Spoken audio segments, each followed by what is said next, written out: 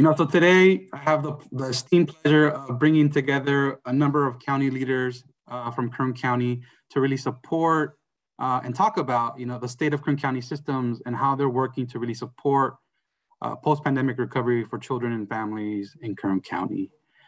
Today's panel is comprised of Brynn Carrigan, Director of Kern County Public Health. We have Maria Bermudez, Assistant Director for Child Protective Services from the Department of Health and Human Services. Stacy Kuwahara, Director of Kern Behavioral Health and Recovery Services. Tom Corson, Executive Director of the Kern County Network of Children, and Vicki Underwood, MSW Supervisor for Kern Health Systems. This distinguished panel are fearless county folk here working day in and day out to protect, serve, and advance policy solutions, programs that really are working to support and help meet the needs of our families. And so today we'll have an organic discussion that I'll moderate to talk a little bit about, what these system leaders are doing to really support the work for children and families. And so as we get started, I wanna give the panelists 2 minutes to introduce themselves, share a little bit of who they are, and then talk a little bit about the organization that they represent. Brynn, how about we start with you? Good morning, everybody. My name is Brynn Carrigan. I'm the Director for Kern County Public Health Services Department. I was born and raised here in Kern County, a South High graduate and also a CSUB graduate, and I'm proud to be able to serve my community. Public health provides a variety of services aimed at keeping Kern County a healthy and safe place to live, work, and play. We have a regulatory role ensuring 10,000 plus permitted businesses are operating safely, and our medical first responders are providing the most appropriate levels of care when our community calls 911.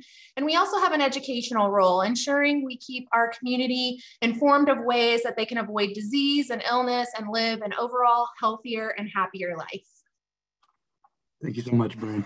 Tom, do you want to go next? Sure. Can you hear me all okay? Good. I'm Tom Corson. I'm the Executive Director of the Kern County Network for Children. I'm old. I've been with them for 26 years, past 16 as their director. We provide child abuse prevention and intervention services throughout Kern County. Our goal is to protect and enrich the lives of children, youth, and families in Kern. We also provide oversight and coordination of something called the Dream Center, which is a one-stop resource center for our foster youth, emancipated youth, and now our homeless youth, those kids that are basically part of our community that become our responsibility when they hit the system. Our main focus is obviously to prevent youth from getting into the system, and we work hard utilizing programs such as differential response countywide. And we appreciate this opportunity to be here today. Great, thank you, Tom. Maria, do you want to go next? You're muted, Maria. Can you all hear? Can you hear me? Hello, I'm Maria Bermudez, and I have been with the Department of Human Services for 25 years. I'm currently the Assistant Director for Child Protective Services. And I also was born and raised in Kern County, and I'm a Highland High School graduate, went to Cal State Bakersfield, and got my bachelor's and my master's degree. Lots of roots in Kern County, and proud to be a Kern County resident. I work in the Kern County Department of Human Services. I currently am over the Bureau for Child Protective Services. We do everything from child abuse investigation as to supporting child well-being and providing supports for families.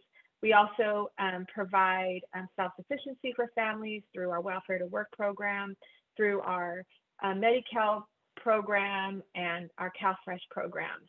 We provide an array of services, but our goal is to help families be safe, healthy, and achieve self-sufficiency. And thank you for having me today. Thank you, Maria. Stacy? Well, good morning. I'm Stacy Kuwahara, the Behavioral Health Director for Kern Behavioral Health and Recovery Services. So Kern Behavioral Health is the mental health plan for Kern County. Our primary mandate is to provide services to our Medi-Cal beneficiaries, but we're also providing an array of services for both mental health and substance use that really reach all of our residents. We focus on comprehensive mental health and substance use services, primarily for adults. We serve youth, we serve children. We also have a number of early intervention programs, outreach efforts, and community awareness programs that really touch widely throughout all of our community and our county. We have a number of programs that serve youth and their families across a whole continuum of care that includes outpatient services, our substance use programs, crisis services, specialized programs that target high needs clients, foster youth, and transitional age youth who may or may not have specialty needs. So thank you for inviting us today. Thank you for being here today. Definitely a lot of questions around mental health that we'll dive into today. And then last but not least, Vicki Underwood. Good morning, and thank you for having me today. My name is Vicki Underwood. I have been in the community for over 30 years now. So also graduated from Highland High School, Cal State Bakersfield with my master's degree. And I have been in some sort of aspect of social work for over 20 years now. I'm a licensed clinical social worker, and my current position is as a supervisor of the social workers in population health management at Kern Family Healthcare. Kern Family Healthcare currently has a membership of over 300,000 people in Bakersfield. So we work with a lot of, a huge portion of the population, and we do have a lot of programs to support them. We have a case management program where we have social workers and nurses who provide case management services for complex cases, medical cases, and behavioral health cases as well, focusing on social determinants of health, referring to community resources, and supporting our families. So we work with all of your agencies, to do this. We also have provider relations, which does the outreach to our providers to get them certified for ACEs. We currently have our members with over 80% of our membership is already connected to providers and groups that do provide the ACEs screenings and are certified in that area. So thank you for having us today. Great, thank you for those wonderful introductions. I know that's just a snippet of the countless work that you do in the county to really support our children and families. And so today's discussion really is to talk about the state of Kern County systems and some of the work that you all are doing to really innovate and transform the lives of families that we work with every day. I know over the past 2 years, the pandemic has put into an array a number of aspirational work that we wanted to do, and we've had to pivot and support. Brynn, let's start with you. Can you talk a little bit about what's been the most challenging part of navigating this pandemic and responding to the needs of families across Kern County? So absolutely, being at the forefront of the pandemic and dealing with a novel disease, I wish I was able to say that there was one single most challenging thing. There has been a whole lot of challenging things that we've been faced with, but one of the top priorities of the department was to ensure that emergency services remained available for our community, our families, our children. And as each surge impacted our community and our pre-hospital and hospital systems differently, we were constantly pivoting to ensure that we were strengthening these systems to sustain the impact from each surge. This got a lot more difficult with each surge as our healthcare workers were frankly exhausted, but we used very innovative approaches under temporary regulation waivers to sustain these services and make sure that our community could access them at all times. Now our department is working with the state and federal governments to change some of these regulations permanently, because a lot of what we implemented were actually viable solutions and they proved successful. And we want to implement some of these changes long-term in our systems to just provide an overall better care to our community. Thank you, Brynn. Vicki, can you talk about some of those challenges to the healthcare system as you all dealt with the surge and some of those needs that we saw in community? Yes, absolutely. I mean, as far as the challenges of the providers and healthcare partners we worked with, I mean, we all know that just being able to implement the safety precautions needed and in-person treatment was a huge thing. So, with that increased risk for our patients, the decrease in services, decrease in providers. So in that sense, everybody had to get creative, and telehealth and telemedicine became much more common, and as well as working with the community to find alternative and creative solutions to some of these community resources. I know we did specifically COVID informational calls to a number of our members. We did COVID vaccine incentives. We reached out and we got a lot more people on case management services so we could collaborate for them. We implemented new programs. We have all kinds of new programs within Kern Family Health Systems that are more focused on community support services, housing, enhanced care management. So I think, in this sense, the pandemic has brought everybody together to just increase the number of services around, despite all the challenges we've had. Great, thank you. Stacy, can you speak about, some of the mental health needs that we saw in community? We've seen some of the data increase rates of suicide, family isolation, and it has had a detrimental effect on the health and well-being of our families. Can you speak to about, what were some of the challenging points during the pandemic for your department? Well, in terms of service provision, I think we were able to adapt really quickly because keeping both our clients safe and our staff safe was a big priority, because we needed to keep our staff well so that they could maintain and continue to provide the needed services.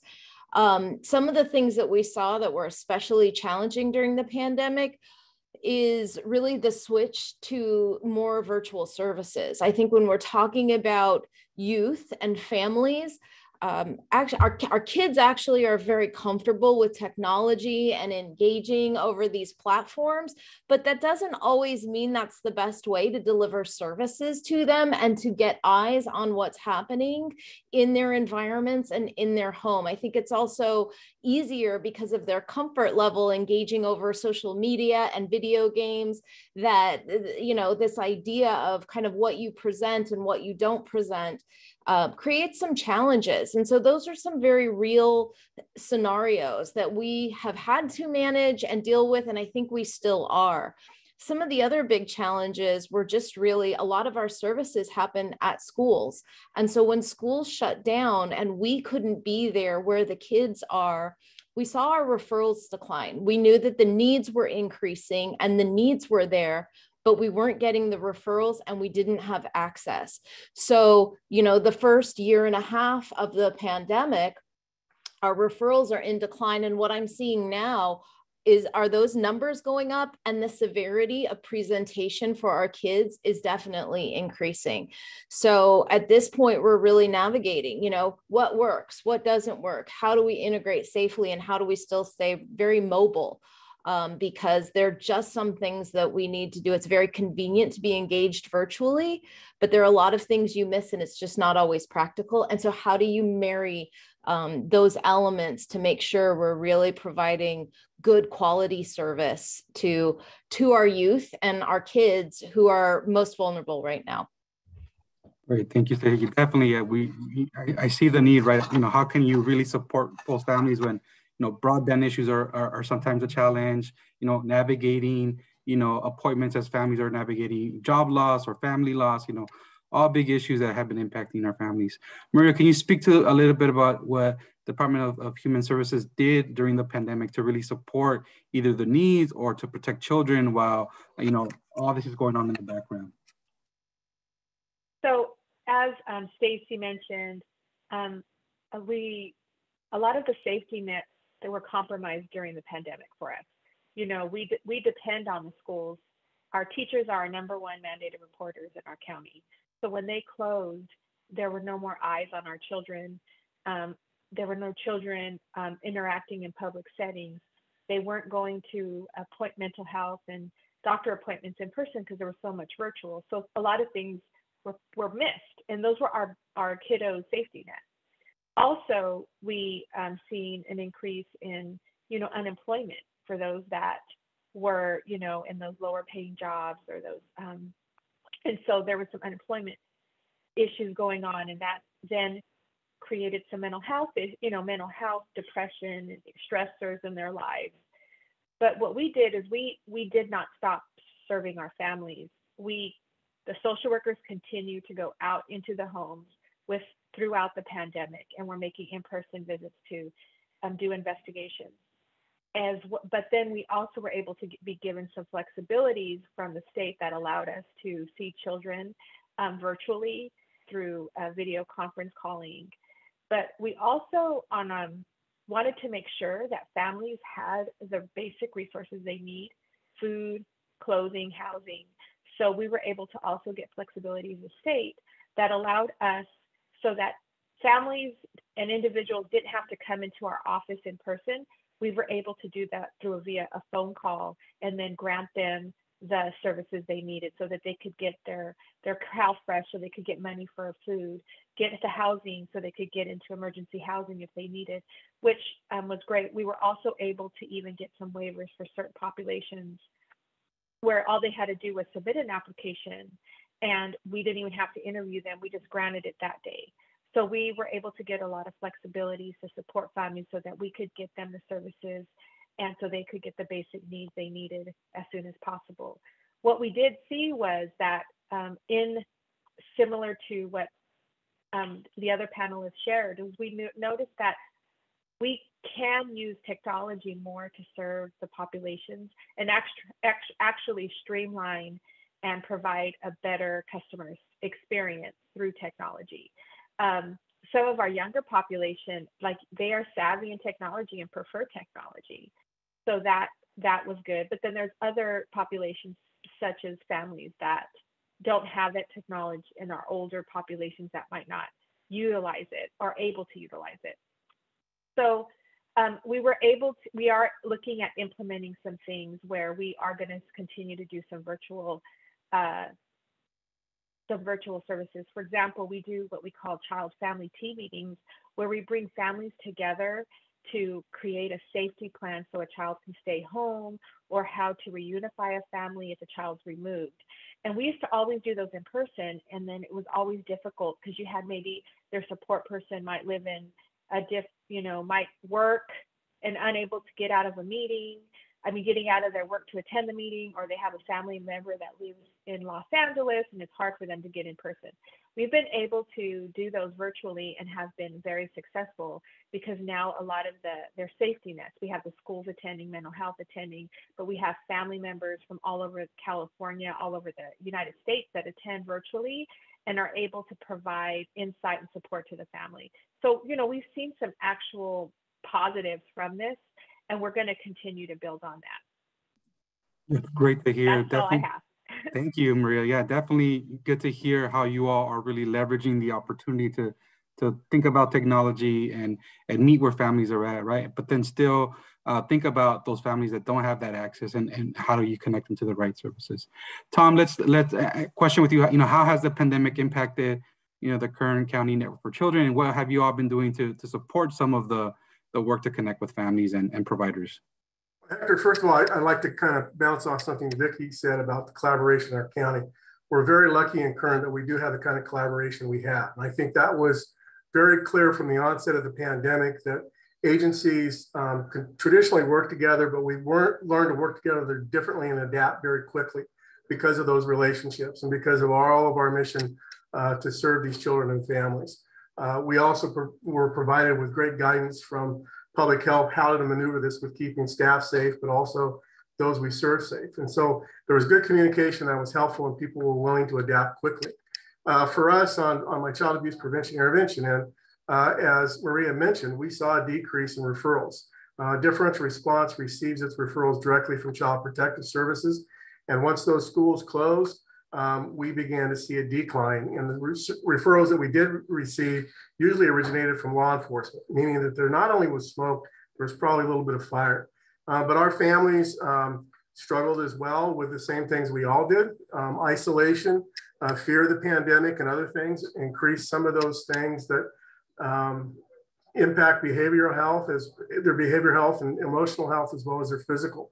So we dealt a lot with that, and we saw that in the Dream Center side, where we're dealing with foster youth and emancipated youth. We had to figure out, how we continue to serve these kiddos during this pandemic. And the one thing we found for us was the remote services really weren't working for our kids.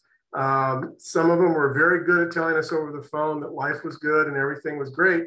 But it goes back to also something Stacy mentioned. Sometimes you got to have eyes on these kids. You got to be in the home. You've got to see the environment.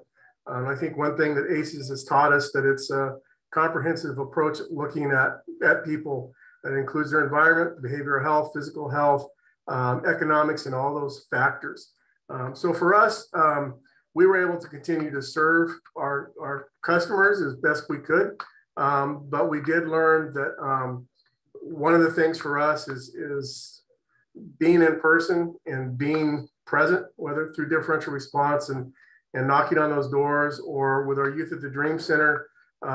They suffered loneliness. If you ask them what the biggest impact of the pandemic has been for them, it was loneliness. And we did see the increase in substance abuse, behavioral health issues, suicide and suicide attempts. But then again, we're fortunate that we have the collaboration we do with behavioral health and public health, as well as Department of Human Services and others, that we're able to kind of figure out how to adapt and make sure that these kids didn't go unserved, as well as the children and families that we're trying to keep out of the system to begin with.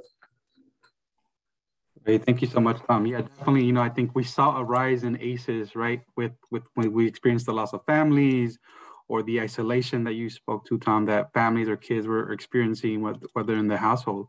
And so as we look at ACEs and the work that could evolve over the next few years here in Kern County, like, what are your hopes and aspirations for the collaboration that kind of began or got strengthened through the pandemic?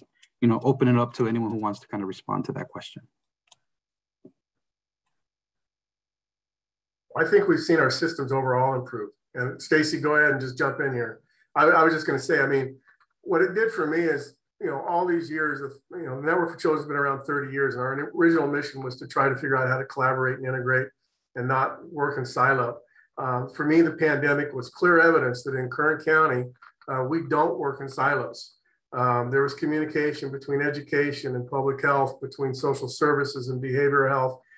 We had people like, you know, I know Vicki's in a different part of Kern Family Health, but they quickly rallied and said, what can we do financially to serve these families? And we were able to provide support to our foster parents. Simple things like diapers, cleaning supplies, gloves, masks, the things that we were struggling to get, they were too.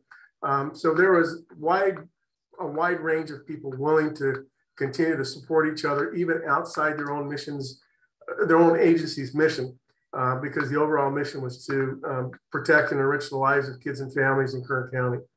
Sorry, Stacy, I didn't mean to cut you off. No, that was wonderful. I mean, I think I'm just going to like highlight what you're saying, because I think that we are incredibly lucky in our community. I hear it from people who come inside our community that really talk about, you know, the attitude and the friendliness of our community, and we take it for granted, but I see it happening in how we work together. The intentions to really serve our community and be helpers and take care of our community is first and foremost. And I always say to my team that the beauty of where we live is that our community is big enough that we have resources, and it's small enough that we're able to really build strong relationships and make things happen. And that is true when it comes to our children and our families. Everybody's always aligned in wanting the best for them and their safety. And so it's very easy to move things forward and push things in the right direction because everybody wants the same thing. And I feel incredibly lucky to be doing this work in this community because I don't feel alone in what we're doing. I feel very supported by our partners, and I think we've got incredible resources and support to make sure that we're taking care of our community. And if I can just kind of echo what Stacy and Tom both said, I mean, our community would not have been able to fare as well as it did throughout this pandemic had it not been for collaboration. And we saw collaboration in the traditional ways that we've seen collaboration in this community in the past. And then we've seen brand new levels of collaboration that had helped us really address some of these problems that we faced with COVID-19 here in our community. And it was really incredible to see everybody come together and just want to help. It wasn't about pride. It wasn't about ego. It wasn't about the benefit of that agency. It was just about how can I come here and help our community do better in this unfortunate circumstance. And it was really incredible to see. I think we've learned a lot about how not only our past collaborations has helped us in times of an emergency, but really how we can expand on that collaboration and be even better moving forward. I truly feel that partnership and collaboration only make our initiatives stronger and more beneficial to the families that we serve.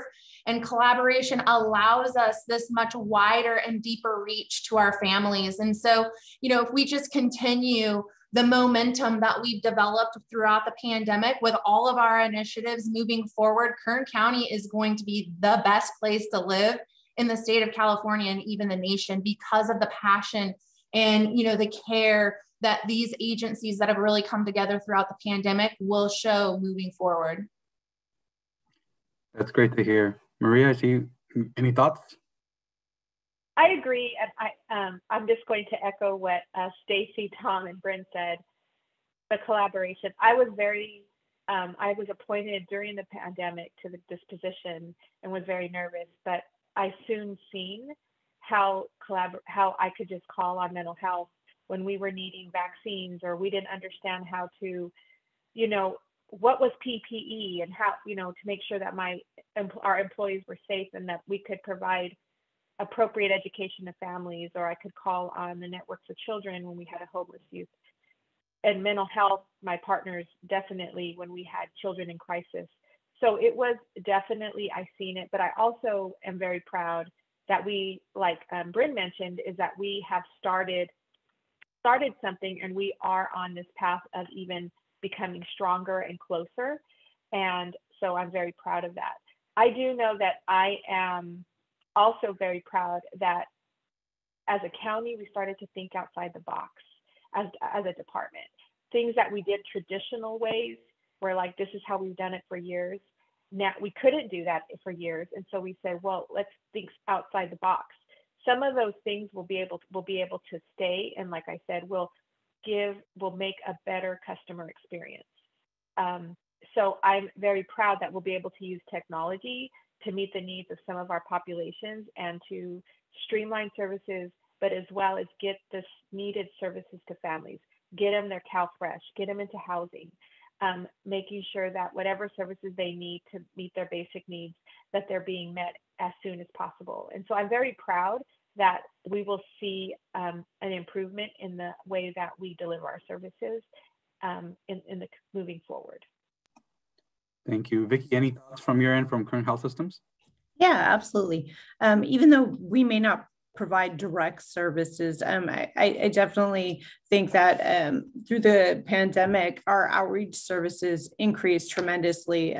We provided incentives to our members, in order to give them information on COVID, for vaccines, for additional help with other things, and supported, our agencies around the community to try to work best through this. So also, we did see a huge increase in our case management services as our social workers and nurses were reaching out. People needed that support now and were willing to take that. So we offered that to them, and that was, beneficial for us and them as well. Great. I know many of you have about, the innovation that happened during the pandemic and, the kind of emergency authorization that you got from your respective agencies at the state level to kind of move forward. If you all could kind of move some of those policies forward, what would they be? How can agencies and part of this work trying to support families be advocates alongside you to make that happen? So if you all can speak to some of that emergency authorization that has made life easier as a system, what can you please call those out? Sure, I can start. A lot of them aren't necessarily impacting public health itself, but more the emergency medical services system as a whole. there was a lot of waivers that were in place to regulations. So the number of patients that a single nurse can take care of in a hospital, that was relaxed a little bit. The ability for a paramedic to not just operate on an ambulance, but actually in a hospital, that helped us with staffing resources, and they're able to care for patients in a very similar manner that nurses are. They're trained for this. The ability for us to have other teams, non-traditional teams, come in and provide services that they don't traditionally provide, but they just served as great resources to our community in times of need. And why do we then put those barriers back up when we're not in such desperate times? We were able to be so innovative and creative during our times of desperation, and those all proved successful. So now we have to do the work so that we can continue this innovation in these non-traditional ways, so that we can continue to improve service levels to our residents. And that's extremely important. And so that's really the path that we're on, taking all the lessons that we learned and trying to tear down those barriers to us continuing this innovative work so that we can continue these service levels that our community desperately deserves. Great, thank you. Director, I love it in times of crisis. I was taught long ago that's times of opportunity, because you can, as you're saying, do creative things and out of the box. And like Brynn was saying, some of the stuff we put up bureaucratically is just there because, and we're not sure why. One example for us, I think specifically with our homeless youth, we had debated about utilizing an approach that behavioral health uses and utilizing peer support specialists, people with lived experience. We were a little iffy on it, and our hiring process goes to the county office of ed, and they're even iffier on it because they got their whole legal department and HR department saying, well, wait a minute. And behavioral health gave us the opportunity to experiment with that. And then Department of Human Services jumped in and allowed us to experiment with it as well. And we found, especially during the pandemic, when our kids were at the highest level of crisis, especially our homeless youth, me coming out there and talking to them was not effective one bit. They could clearly see I was going home at night and shaving my bald head. But when our peer support specialists came out with lived experience, talked their language, understood their journey, it was extremely effective. And that being said, we currently have 3 peer specialists now, and we're adding 2 more. They don't need the BA, they don't need the master's or the PhD. They need the heart, and they need the understanding and the compassion, and a little guidance on where to link the youth and peers that they're working with. So it allowed us to do something creative, even from at a very basic level of personnel, and changing things, a little bit differently, and not doing the same thing that we've been doing because we were not getting the results. So we've appreciated the opportunity from the agencies that allowed us to be creative with that, with dollars. But even more importantly, the staff embracing this idea that just because you got a BA, you don't know it all. And it's those people with lived experience that are some of the most powerful advocates for our customers that we have. That's great to hear, Tom. Definitely how organizations are shifting their internal policies, right, to really support community and their need. Stacy, any thoughts on from the mental health perspective? What are some of those I heard telehealth and remote and kind of a combination of that. Any policies that you are looking to shift or at the state level to make that more accessible to communities? I do think healthcare as a whole is recognizing the value of being able to work more within virtual environments. That'll go for, Vicki can speak to that in terms of the medical side. And then we're seeing more flexibilities being offered in how we deliver our behavioral health services. I think for us as a provider, because we're tending to serve more chronically mentally ill and kind of at the more extreme end of the spectrum, it's an important resource for us to have. But it's also really important for us to get back out in the world and see our clients face to face, because I think once we do that, when we've shut down and then we've opened up, it's like you find things that we missed during times when we were primarily operating through video or phone. And so for us, it's really going to take a while to kind of feel out, where is our landing point? Where's the sustainability piece that makes sense? So, because for me, it's the quality of care that we're providing that's of utmost importance. I need to engage with people. I need it to be convenient and easy and accessible and efficient for everybody, but I'm not going to compromise our quality of care because when I do, people really suffer. Great, thank you, Stacy. Maria, anything from DHS's perspective around policies or shifts that could happen? Well, us too, we're looking at some policies and how we deliver services, but our number one is ensuring that that we don't compromise the services that we provide to the community by any efficiencies or changes we make in policy. So we're being very cautious and careful in regards to some of our policies, but there are things that we have done, like our visitation before a family member, maybe a grandma that lives out of state and wants to visit with her grandchild. We now offer video conferencing instead of her having to fly out here to do that visit, to start establishing a relationship. Like I said, the child family team meetings we're doing virtually. And there's some other things we're looking at doing more phone approvals and looking how we can use virtual processes, like continuing to increase our call center so that people aren't waiting in long lines in our lobby to get the services they need, but they can call and they could just speak to someone about their need or their application to get CalFresh or emergency housing assistance. So we are looking at our processes and protocols. And at the state level, we have had discussions on how the state can provide some written directives in case there is a future public emergency or hopefully not another pandemic, or if there's another surge, what flexibilities can be already put in place that we can say, okay, we're in a crisis, we're in an emergency, these flexibilities can be put in place immediately so counties can ensure that the community and individuals and families are getting the services, the resources they need immediately without there being any bureaucratic red tape waiting for guidance from the state.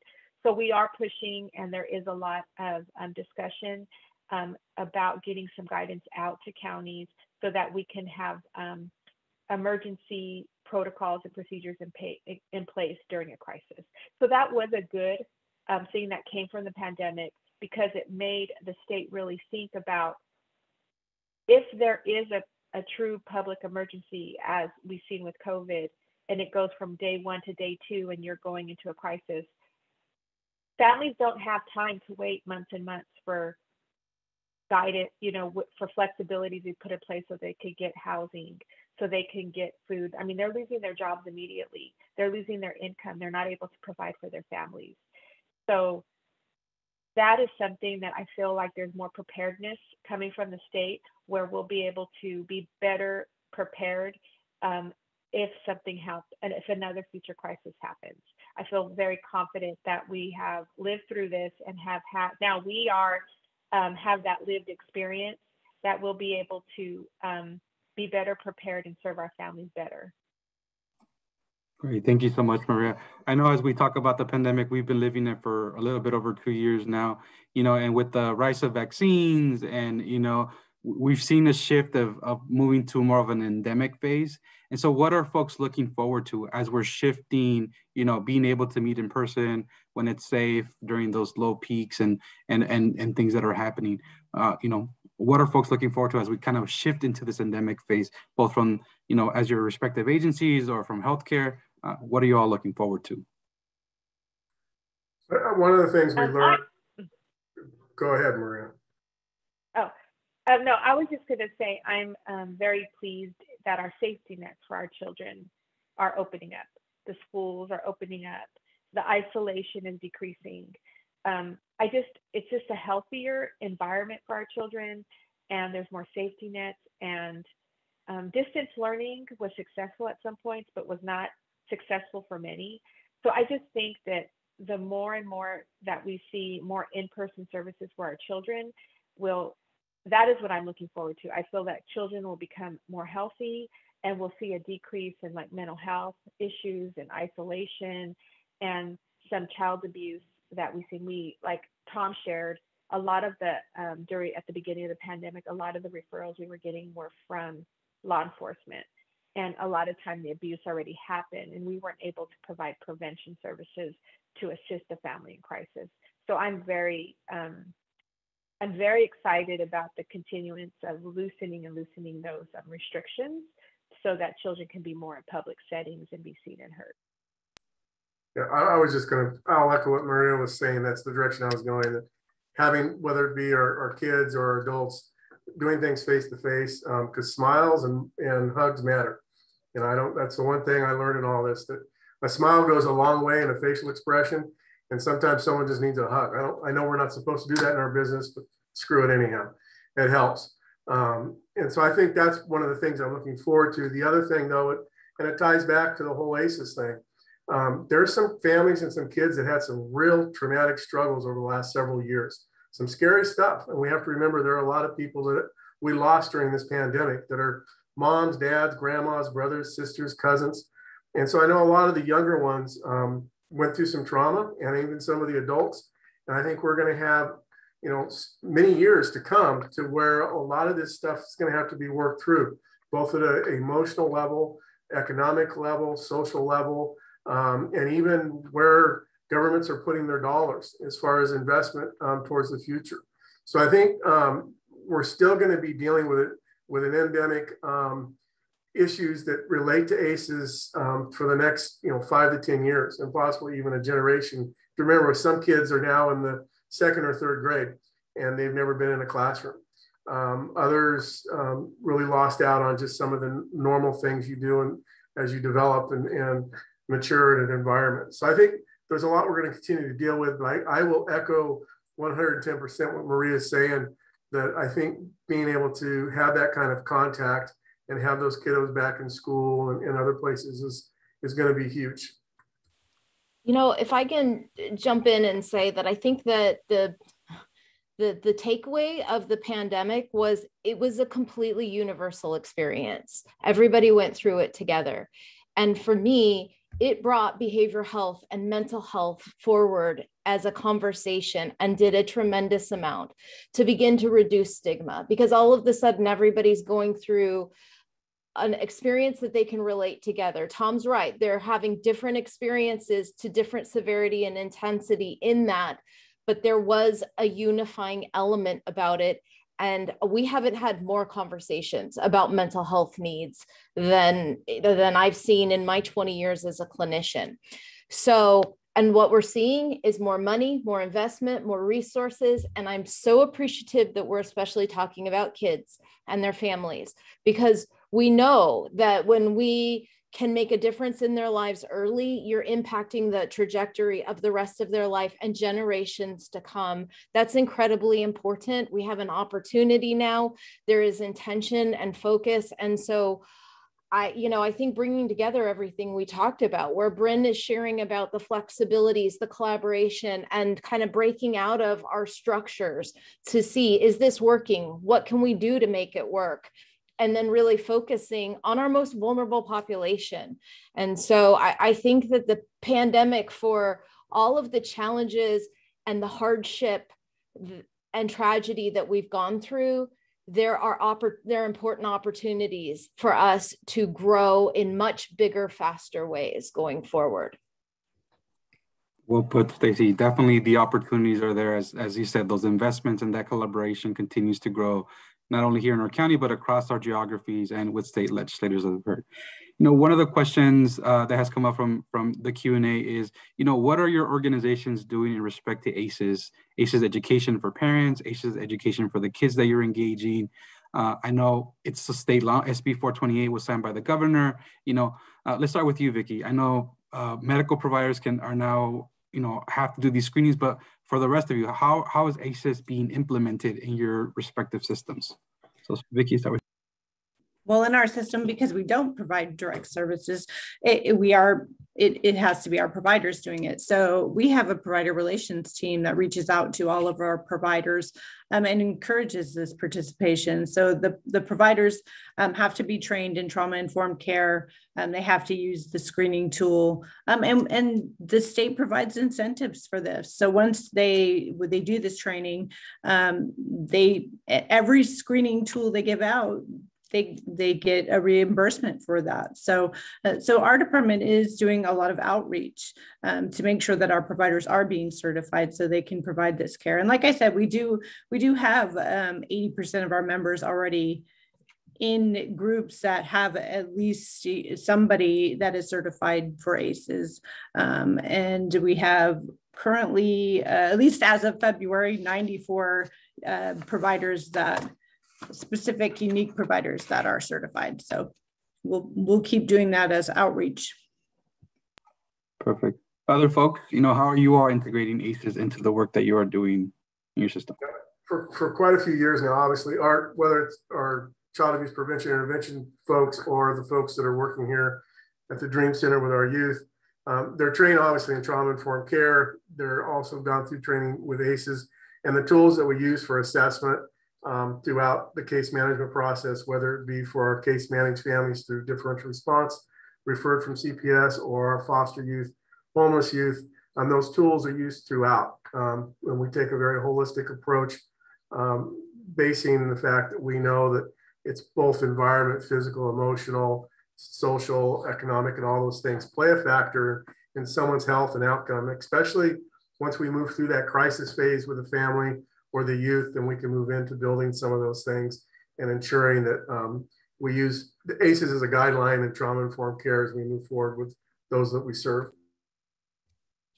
I'd kind of piggyback on what Tom said. I mean, our screenings and our trainings, obviously, with our staff, focus highly on making sure our staff are trauma informed, and that is integrated in all of the service that we provide, because we're connecting with people for regular outpatient needs and also in crisis moments, and how does that fully integrate and be a part of just the foundation of our service delivery. I saw a question in the chat about how do we work with our families around ACEs, and I would say for our department and the services we provide, it's really just working with families to build awareness about how trauma impacts and how it manifests, and how do you build skills and be sensitive, and how do you work in recovery, recognizing the impacts of trauma.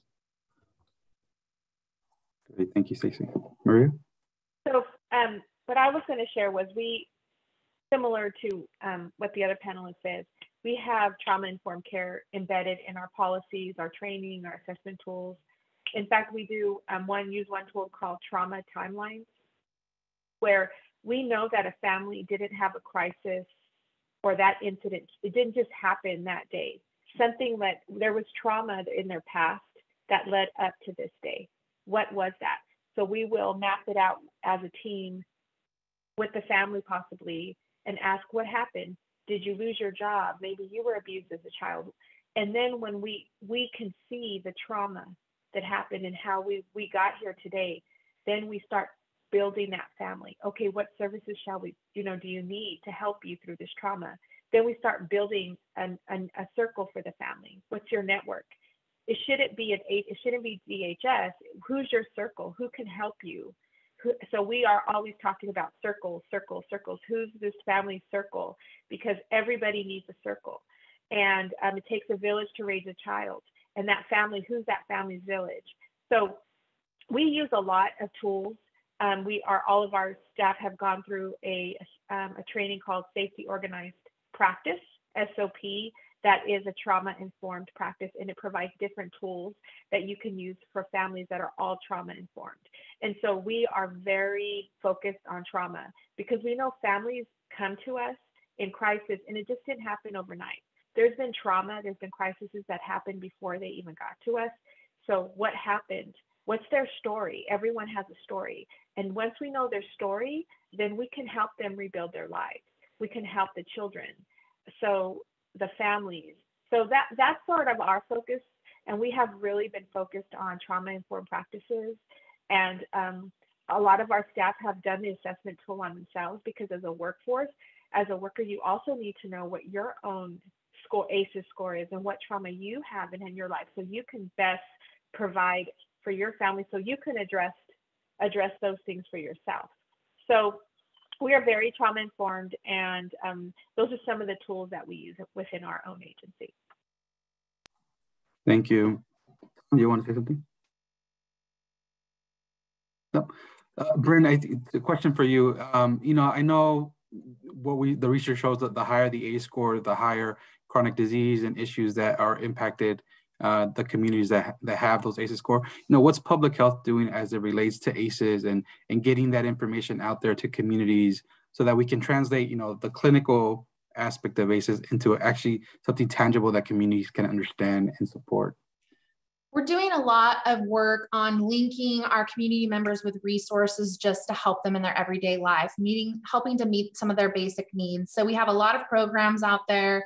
We launched a community call to action, in the month of February. We're just doing a lot of really getting the information out there through our new non-traditional marketing awareness campaign forms that we've learned through the pandemic, because our previous traditional messaging methods didn't reach those really hard to reach areas that we are really trying to target, and then bringing those resources to them just to try to help meet their basic needs. And meeting those basic needs is going to help just overall. So we have, the Waste Hunger program that's going to help them access food and healthier food when they can't afford it or can't access it in areas where they are living.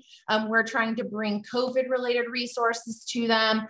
We're trying to relaunch our programs in ways that people can take advantage of them better in hopes that we can try to help this problem. Perfect. Thank you so much, Brynn.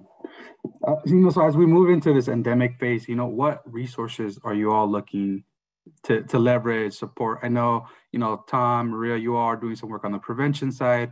The state just invested $4.1 million to support mental health. What are the resources that you are looking to leverage to really support work to mitigate toxic stress, ACEs for families, as we kind of move over the next few months and years?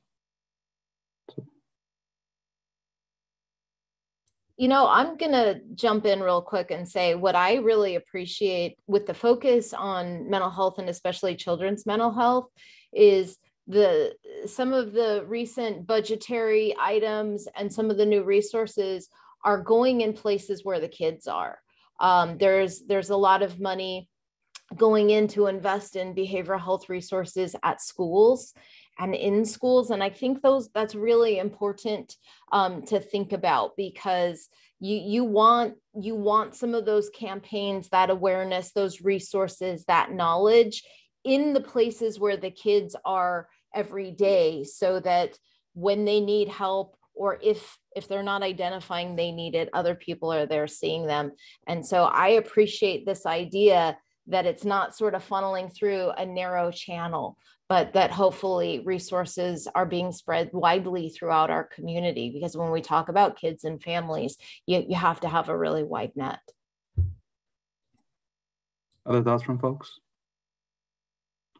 How do we make these resources equitable as we think about deploying them, especially in our rural communities like Ridgecrest, mountain communities, those communities where there might not be a lot of service providers in that area?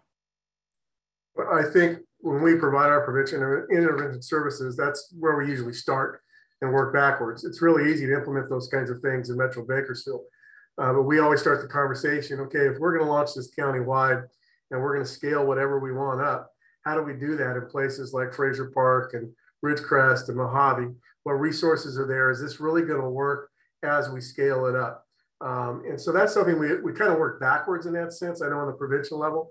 And then also to your first question, Hector, this is the first time in many, many years that I've seen the kinds of dollars that are coming down for primary prevention and secondary prevention.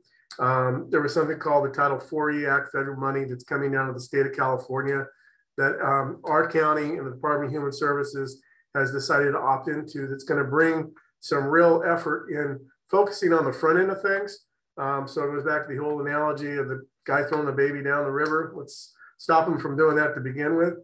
So it's exciting to see, and Stacy's absolutely right. There's a huge hunk of change that our county is extremely positioned to get from the Department of Education called School Community Partnerships, which For old people like me, remember something called Healthy Start, which is really focusing on behavior and social and physical health being coordinated through our schools and utilizing our schools as a hub for those kinds of activities to happen, to continue to integrate, whether it's behavioral health or physical health services and those kinds of things into school sites, and also utilizing the community as the leadership, the sounding board. We need to make sure what we're putting in these communities are things that the communities want and need and will use. We don't want to give a community number 2 pencils when they need widgets. And I know one of the things we're going to focus on is putting together a board of parents in the community that make up the dynamics of our community and demographics, not just to be a board of people we can come talk to when we're doing a grant, but we want them to have a real role in helping to shape our policy and protocol in Kern County on how we provide services as well as prevention services. So it's exciting for those of us that have always fought for more primary and secondary prevention resources throughout our community that's integrated across not only government agencies, but nonprofits and education as well. So we see real opportunity moving forward. If I may jump in, for us, you know, looking at both what resources we need and then the equity component, the number one resource we need is staffing. And we have the funding for that staffing, and we literally can't find people to fill those positions.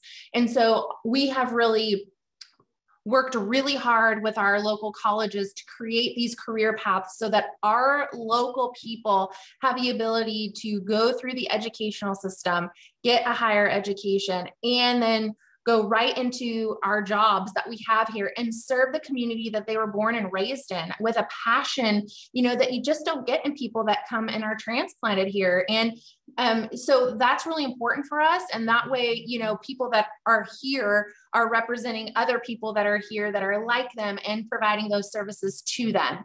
And from an equity standpoint, I can say that, you know, I think there is now a lot of focus on equity. And, you know, even as us as the public health department, we're now receiving some funding through COVID to really look at health equity in our community. And we are trying we're trying to use that as wisely as we possibly can. And so we've actually, for the first time ever, have implemented a health equity unit within our department that's really going to focus on our services, our programs, our messaging to make sure that it is all provided through this equity lens, ensuring that it reaches the hardest to reach populations, ensuring that it is provided in a manner that people are able to take advantage of it and want to take advantage of those services, but then also to go out into the community and hear what the community actually needs and not have it be us deciding what the community needs, but having the community tell us what they need and then coming back and implementing the services in the manner that they actually need it in.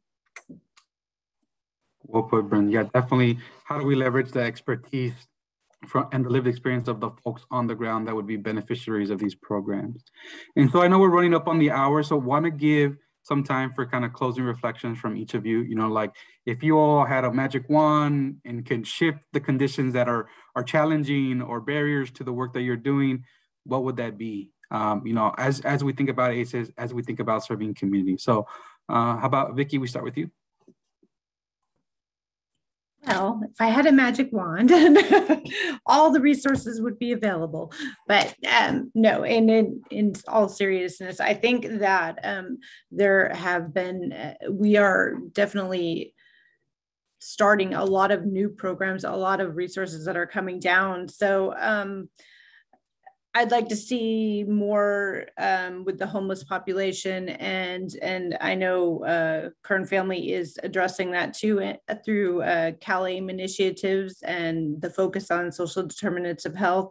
You know, a lot of our programs are focusing on transitional housing, complex medical and behavioral health needs. And I think just growing in all these resources is going to help our community, both families and individuals, as well as the children. So if we can address those major needs within the community, then that's going to benefit everybody. Great, thank you. Stacy? If I had a magic wand, boy, it'd have to be a really big one because I got big wishes. You know, I'm going to reiterate, I really hope that coming out of the pandemic and reducing some of the stigma around mental health really inspires more people to want to come into these health related fields, because we've seen huge impacts, whether it be, our nurses and our professionals and our behavioral health workers. We're increasing, we're using more peers, and we need the workforce because it's necessary to kind of meet the needs of our community. I'm very excited right now because there's openness to talking about things in ways that we haven't been able to before. Being able to talk about suicide with our youth, there's more willingness for us to have those conversations. So alongside that, I really want the community to understand the behavioral health has impacts that affect everybody. When you have a family member or a loved one suffering from mental health or substance use, it impacts very widely, not just their family, but a community. It's impacting business owners and neighbors and loved ones driving down the street. And the care to provide those kinds of resources is different than other healthcare. It's not like if I have heart disease and I see my doctor and he gives me a prescription and a follow-up appointment. Behavioral health has to address all of their needs. In addition to the mental health or substance use, we need to make sure they've got food and clothing and shelter before we can start addressing some of those other things. And so I think really recognizing the complexity of it. We've got the great relationships, we've got the great partnerships, and now it's just really time to bring it all together and move mountains, because I really think that is what we're doing. We're moving mountains, and I'm just so grateful to be working with really amazing people, because we've got some really big mountains to move, but it's a good time. Great, thank you, Stacy. Maria? So for me, if I had a magic wand, there'd be, all our families would be healthy and safe in this community. But what I really do see that one of the challenges is housing. And if I had a magic wand, I would really like to see affordable housing and our families in housing, our young adults in housing. We've gotten a lot of money from the state on how to address that. But, individuals need to meet their basic needs in order to, then focus on education or doing, growing professionally. But unless they have those basic needs met, then they can't move forward. So my magic wand would be that, all our families are self-sufficient, are healthy, have all the resources they need, and that the services are available so that they can get through any trauma crisis that may come their way, so that we can help them to be self-sufficient and healthy and safe. Thank you, Maria.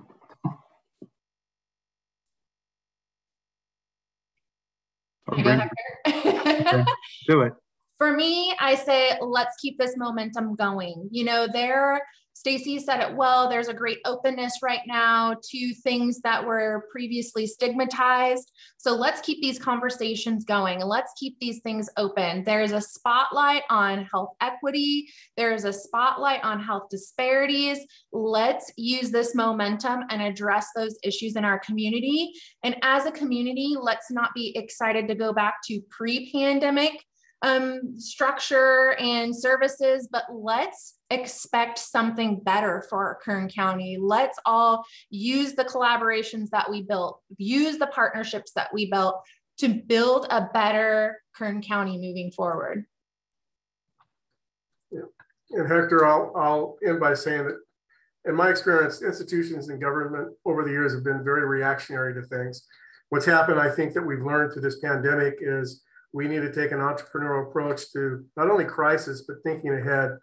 Public health is an example. The department is an example of someone that has used an entrepreneurial approach at addressing some big issues. And we all need to continue utilizing that kind of approach to how we do business in the future, both prevention, intervention, as well as making sure that Maria's wand makes sure that everybody in this county, we're meeting Maslow's hierarchy of needs with every individual that lives in this community. And that being said, I think we have opportunity and we've got momentum. I think I heard both Stacy and Brynn speak to that as well. We just need to continue that. And I will take this moment with 300-something people listening that I publicly want to thank Brynn Carrigan, who in the beginning of this, prior to becoming the director, was the lead for the strike team in the beginning of the pandemic, who worked 7 days a week, tirelessly, night and day, to try to figure out how to maneuver this with mixed information constantly coming to her, and with all of us coming to her wanting all these answers right away, because we were the only ones in the room that needed them at the moment, according to us, but that wasn't the case. And she maneuvered that well, and her willingness to continue to become a director, kudos to her. But thank you, Brynn, for you and your department's leadership. And thank you for the others that are on this too, for your continued collaboration to make sure that we're doing everything we can to improve the lives of children, families, and individuals in this community. And thank you, Hector, for this opportunity. And I will say, Hector, you're the most detailed, comprehensive, pre-planning webinar thingamajig that even an old guy like me can do this webinar stuff and feel like I didn't screw something up. So thank you, Hector, because I know you and your staff, it was a lot of work. Thank you. It's my pleasure, Tom, and folks that are on this call. You know, definitely you all are the movers and shakers of Kern County, and really, as Stacy and others said, moving mountains to really support the health and well-being of our children and families. So my admiration to all of your departments, the hard work that you all have done during the pandemic and will continue to do moving forward. It's been a real pleasure to really support and work alongside you all as we really shift the conditions that are holding the problems that our families and children are facing amid this crisis. So kudos to you, all of you. I know we answered most of the questions that were in the Q&A. I do want to give folks a break before we transition over to the workshops at 11:15. Again, another bio break, and get that coffee or snack in between before lunch happens. But thank you again for your time, dedication, and the great insight you all shared today are really around how you all are navigating the pandemic and thinking forward as we think about the future of the children and families that we're serving across Kern County. Thank you so much for your time. Thank you. Thank you. And for folks that are on the webinar, so what we're gonna do now is we're gonna transition over into the morning workshops. So those, there are 4 concurrent workshops that are happening where folks can click on, you should have either received the link through email, or you can go on the Whova app to click on those simultaneous workshops. If you're going through the Whova app, all the PowerPoint presentations, all the resources that will be shared during those presentations are available to you. Those workshops will start at around 11:15. So feel free to go into any of the concurrent workshops that are happening. All those workshops will be recorded and made available a few weeks after the conference is over. We'll post them on our YouTube channel and send that out to all those folks that, if you wanted to catch some of those other workshops but were able to do so.